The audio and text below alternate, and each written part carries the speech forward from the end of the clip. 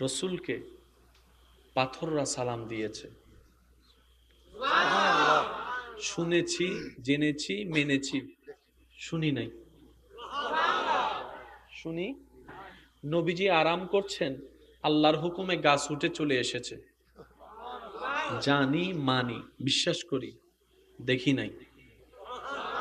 তো নবীর উম্মতেরা এই 2024 সালে নবীর পক্ষের প্রতিনিধিত্ব করতে গিয়ে কিছু তো অলৌকিক কিছুর দরকার তো আছে।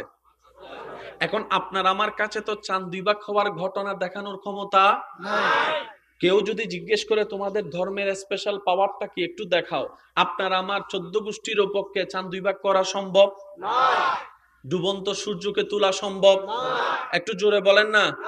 অনাবৃষ্টির মধ্যে হঠাৎ করে সেকেন্ডের ভিতরে মেঘলা আকাশ হয়ে বৃষ্টি পড়া সম্ভব? মরা জিন্দা করা সম্ভব? পাথর থেকে সালাম বের করা সম্ভব? গাছ এসে সালাম দেওয়া সম্ভব?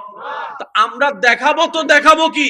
রব্বুল আলামিন বলে, ইসলাম যে সত্য, আমি রব যে সত্য, তোদের নবী যে সত্য, বিশ্ববাসীর কাছে কিয়ামত পর্যন্ত আমি আল্লাহর হুকুমে একটা নবীর মুজিজা রেখে দিলাম, সেটা হচ্ছে কুরআনুল কারীম।